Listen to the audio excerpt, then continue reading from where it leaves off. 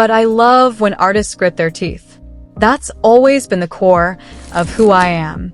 And it's been like that since day one. That line about loving when artists grit their teeth? Kendrick meant every word. Because now, he just dropped footage that could destroy Drake's entire career, and it's way darker than just a diss track. This wasn't random. Kendrick's been targeting Drake like he stole something, but this latest move? This isn't beef. It's a full-blown character assassination, and Drake's empire is collapsing fast. I've got everything you need to know. The ritual footage that changed everything. What Kendrick really exposed. After the brutal impact of Not Like Us, Drake was in free fall. What was once an untouchable brand turned into a public disaster. His music couldn't connect, his fans were confused, and the lawsuits only made him look out of touch with what hip-hop even stands for anymore. Instead of pulling back and regrouping, Drake doubled down, and every move made him look more desperate. Which, ironically, only validated every shot Kendrick had taken at him. Now, the phrase ritual footage might sound like tabloid nonsense until you start connecting the dots Kendrick has been dropping since 2024. This wasn't a diss. This was a surgical takedown. And if any of it is real, it explains why Drake has been spiraling legally and personally. This wasn't how artists handle beef. This was something darker.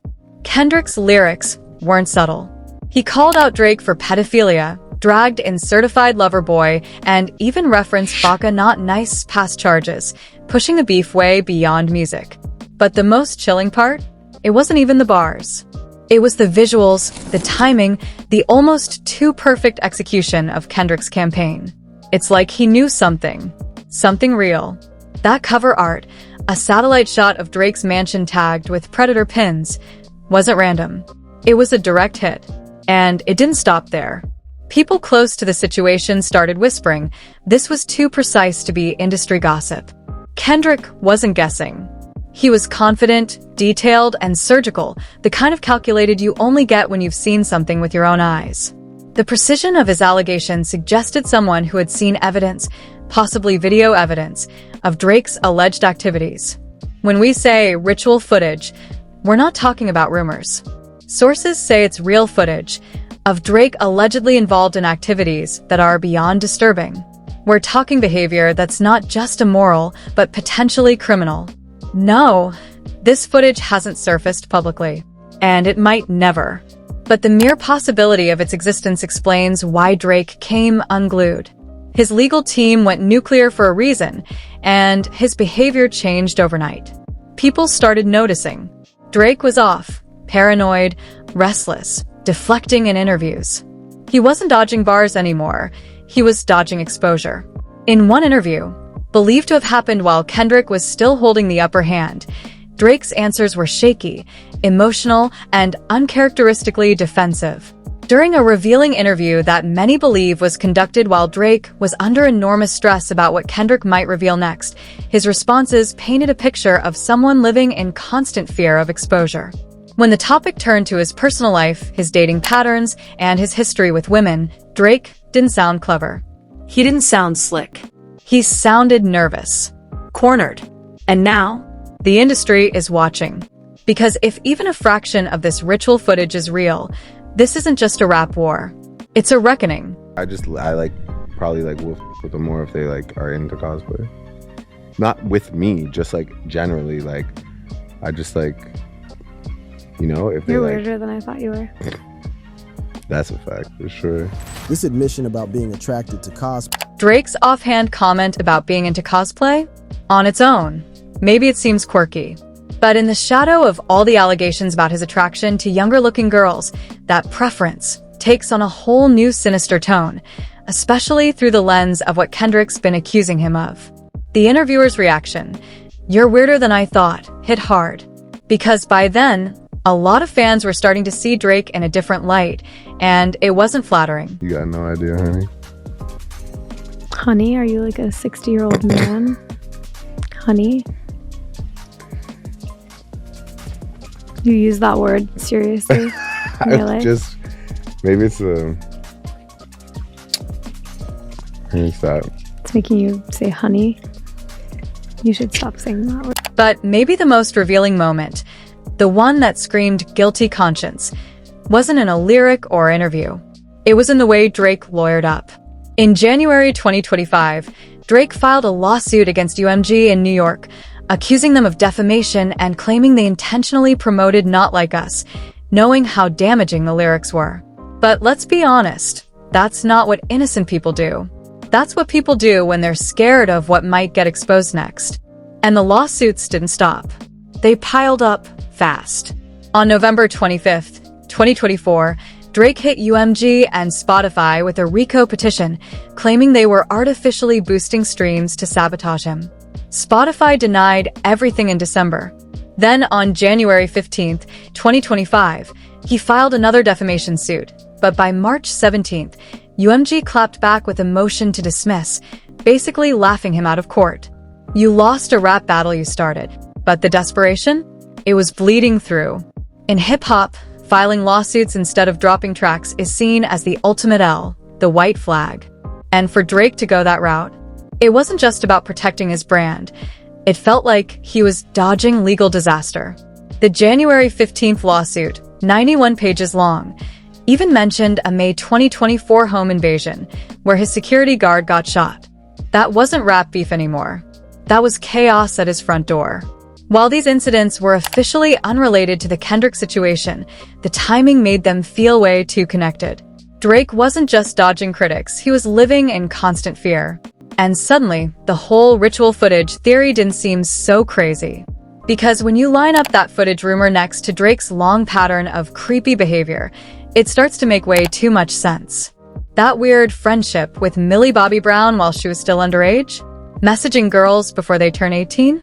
Creepy patterns that fans used to brush off as just Drake being Drake. Now, viewed through Kendrick's allegations, they don't feel like coincidences. They feel like receipts. And the craziest part? Kendrick didn't flinch. He made serious, dangerous allegations in public, in lyrics, in visuals, with zero hesitation. That confidence? It only happens when someone knows they're protected. Because in the music business, you don't just throw out career-killing accusations without legal backup. You better have proof. And Kendrick? He acted like he'd seen the footage himself, like he had something locked away, something strong enough to stand behind in court. Even Rick Ross, who's had his own bumpy history with Drake, gave off the vibe during a podcast interview that he knew more than he was saying. Like he'd heard the whispers. Maybe even seen a piece of something too. Y'all got classics together. If it's real, if real gonna stay real, that's it. You know what I'm saying? Was it something really deep? Nah, that though. But if it's real, it's real, and that's what it is. Rick Ross's blunt take on what's real versus what just seems real hit like a loaded shot. His whole energy suggested that whatever he'd learned about Drake had shaken him. This wasn't just petty music drama. It felt personal. His cold dismissal of their past collabs showed Ross had changed his view of Drake, not just as an artist, but as a man. And suddenly, Kendrick's entire strategy started to make sense. This wasn't a random diss spree. It was a calculated, years-in-the-making operation to strip Drake of his image, piece by piece. The ultimate hip-hop takedown, crafted by someone who knew where to hit. The genius of Kendrick's strategy becomes clear when you understand that what he did to Drake was a culmination of a years-long campaign to systematically destroy Drake's credibility and reputation. Insiders say Kendrick's team had been watching Drake for years, shadowing him at private events, attending the same elite parties, documenting behavior. They weren't guessing. They were collecting. And now, the footage that's leaking? Allegedly, that's just the tip of the iceberg. The most chilling part? Kendrick didn't just attack Drake from the outside. He used Drake's own branding against him. The lover boy, the nice guy, the romantic king image? Kendrick allegedly flipped all of it by exposing a side of Drake that contradicts everything fans thought they knew. The footage reportedly shows Drake in scenarios that completely shatter his public persona. We're talking about multiple participants, dark atmospheres, and what insiders are calling ritualistic behavior. Those who've seen the footage? They say it's horrifying. What's particularly insidious about Kendrick's approach is how he used Drake's own relationships against him. Sources claim the footage doesn't just feature Drake. It allegedly includes major industry figures from his inner circle. This wasn't a solo scandal. If true, Kendrick was exposing an entire underground structure, not just one man. And that's why the fallout was so psychologically brutal. Drake's lawsuit against UMG claimed defamation and mental suffering, and that aligns perfectly with the whispers from insiders. Drake was spiraling long before anything surfaced. They say he was paranoid, isolated, constantly fearing exposure. And his desperate attempts to control the narrative? Classic symptoms of a man on the brink. The timing of Kendrick's reveals also suggests a chess-level plan. He wasn't just dropping bombs out of emotion, he was strategically holding back, using the threat of more to keep the upper hand. The cultural impact extended far beyond social media pranks and memes.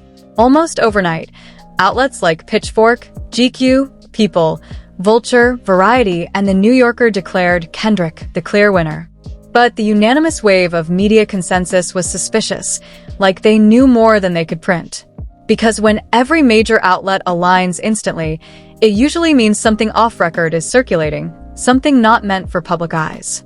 Insiders say Kendrick's attack wasn't just lyrical, it was surgical. And the moment that alleged ritual footage began making the rounds, it became the most explosive scandal in hip-hop history. This wasn't your average celebrity leak that dies in 72 hours. This was career-ending, culture-shifting content, and it moved differently. No blogs. No Timsy. It started deep in encrypted chat groups among industry insiders, creating a forbidden aura that made it spread like wildfire through music's elite. By the time the mainstream caught up, it had already been seen by hundreds of journalists, critics, and execs. The content of the footage allegedly shows Drake participating in what witnesses describe as ritual-like activities involving multiple participants. According to those familiar, these weren't club scenes or wild parties. These were highly organized, disturbing, and dark. It raised serious red flags about consent, manipulation, and abuse of power in elite industry circles. And the locations? Not shady backrooms. We're talking high-end private homes and exclusive events hosted by some of the biggest names in entertainment. If even a portion of this is true, the implications are enormous. Because this suggests a level of control and secrecy that goes way beyond casual celebrity debauchery. This was ritualized behavior among the most powerful in music. Drake's cryptic quote from a casual interview, "My life is stressful right now," suddenly hits way harder. Because if he knew this footage existed, if he felt the walls closing in, that stress wasn't about fame. It was about knowing the bomb could drop any moment. And now, that explosion is echoing through the industry. And no one's coming out clean. Major record labels are allegedly conducting emergency meetings behind closed doors, scrambling to assess just how deep their fingerprints are in this scandal. Streaming platforms are reportedly rechecking contracts and association deals to protect themselves. The tremors from this alleged leak? They're not just shaking Drake's brand, they're rattling the entire music industry at its core. What's most dangerous isn't just that Drake's name is on the line, it's that this footage allegedly features multiple elite insiders, creating a domino effect. Everyone involved now has one mission: bury the footage or discredit it fast. The timing of this bombshell leak was surgical. It hit when Drake was already in freefall, his lawsuits were failing, his image cracking, and then boom. This. The psychological wreckage was instant. Industry vets say they've never seen this level of chaos. Phones ringing nonstop. PR teams in panic. No one knew what might leak next. It was damage control at DEFCON 1. The explosion phase also revealed the true extent of Kendrick's preparation and strategic thinking. This wasn't a leak. It was a precision strike. Kendrick didn't just let the footage speak for itself. He backed it with receipts, witness claims, and insider context so compelling that no one could ignore it. This was no emotional meltdown. It was a chess master dismantling his opponent piece by piece. The fallout? Industry insiders are calling it the biggest meltdown in hip-hop history. And they're not just talking Drake. This scandal could open a door to systemic rot in the industry itself. Drake's first move? Go dark. Vanish from the spotlight. File lawsuits. But sources say his legal team is drowning, because if actual video exists, then normal defamation tactics won't work. You can't spin your way out of footage. And the emotional toll? Devastating. Insiders say Drake has grown increasingly isolated, paranoid, and mentally exhausted. This isn't just about losing a beef. This is about a man watching his entire carefully curated identity collapse under scandal. The financial collapse came fast. On February 14th, 2025, Billboard reported a 50% drop in Drake's sales and streams in the first 5 weeks of 2025, compared to the same period a year earlier. This wasn't a bad week. It was a cultural shift. The public had changed how they saw him. Meanwhile, Kendrick's catalog exploded.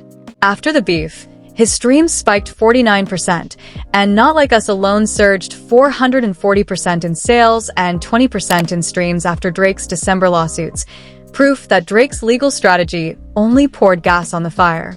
I love when artists grit their teeth. Like, I still watch battle raps. I still watch Smack URL from Murder Mook to Lux to Tay-Rock, my bro Daylight.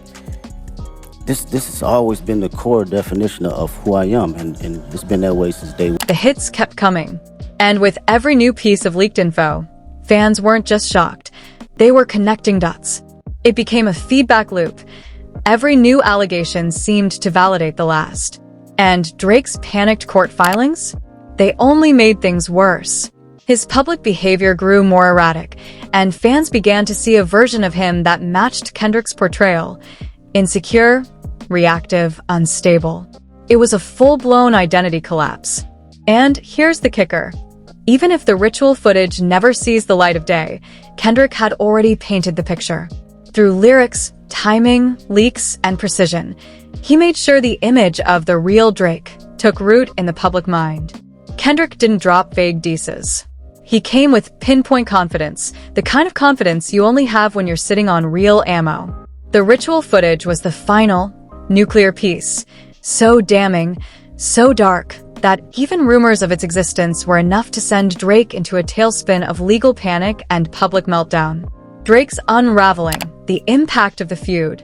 In July 2025, Drake tried to claw his way back with the What Did I Miss music video, his grand return to the narrative.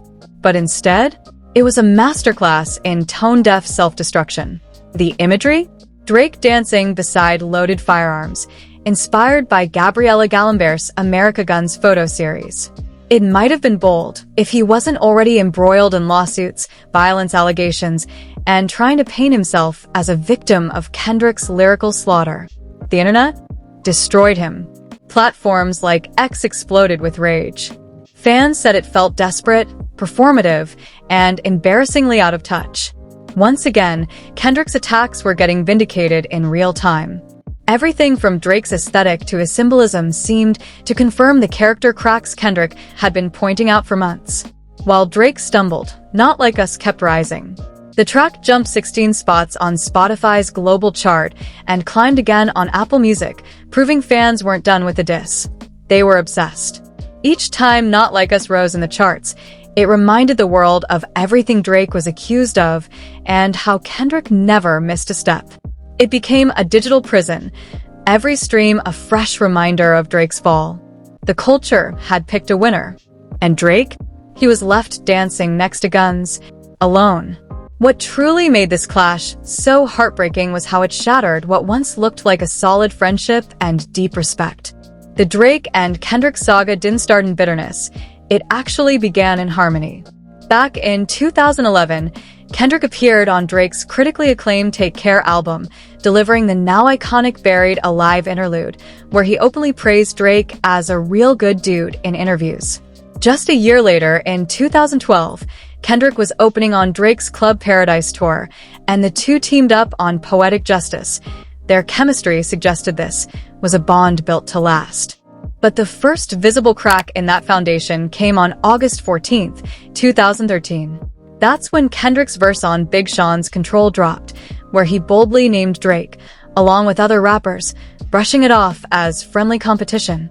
Drake responded with subtle shots on the language from Nothing Was the Same, but Kendrick turned up the heat during his BET Hip Hop Awards cypher that October. Over the next 10 years, Both artists continued to claim publicly that there was no real beef, but diehard hip-hop fans weren't fooled. The tension was thick.